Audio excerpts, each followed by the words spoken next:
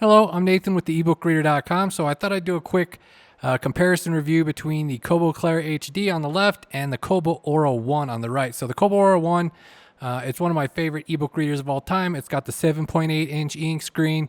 Then the Kobo Clara HD, of course, it's got the typical 6-inch ink screen.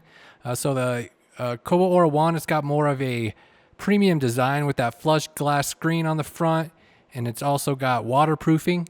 So you got the waterproof layer. They both have the 300 ppi ink screen, and they both have the Comfort Light Pro, which I'll show here soon with the different colored front lights. So the Clara HD has more of a basic design.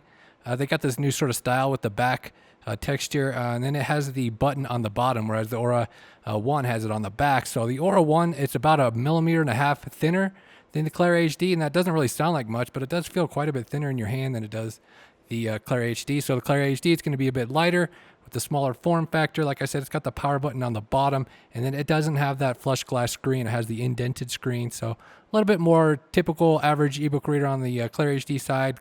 Kobo Aura 1 has some upgrades with the waterproofing and the flush glass screen and the larger screen. So they both have pretty much similar contrast. I don't know, maybe it seems like the background's a little lighter on the Clara HD. It's hard to tell. But I mean, it's very similar. They both have the 300 ppi ink screens. They both look good up close. I tried matching the font as close as I could here. It looks a little bit bolder on the Clara HD, but this is a look at the front light. So we got it set at the same level. The light seems like it's a little brighter on the Aura 1. I don't think it's really picking that up here on the camera. It looks a little bit brighter on the Clara HD actually, but it does seem brighter on the Aura 1. So you got some different colors. So you can't take this review as the exact definition of what these front lights are going to look like, because they do vary a lot from one to the next. So the newer Aura 1s, maybe they have the front light tone that looks like the Clara HD, but I have one of the first ones, and it has a very, very strong orange glow. So with the Clara HD, you can actually see the front lights under there. So they got them down there. They got some different, you got the lighter colored ones and then the orange ones, so that you can do the changing of the color there. And it does have a little bit of light bleed in the corner there.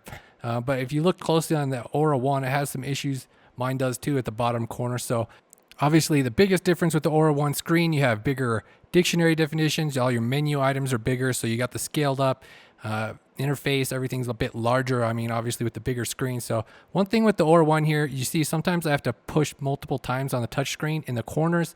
The touchscreen responsiveness isn't quite as good on the Aura 1 as it is on the Clara HD.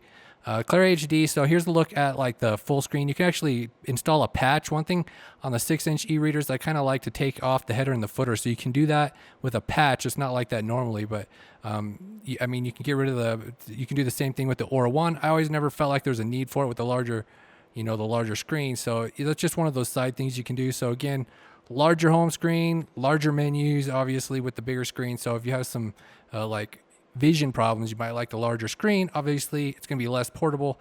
Here's the look. You can load in comics or manga, and I mean, the page speed is pretty similar between these two, but I think the Clara HD is just a little bit faster, just for the fact that the screen is smaller. It's not going to be requiring as much power to refresh.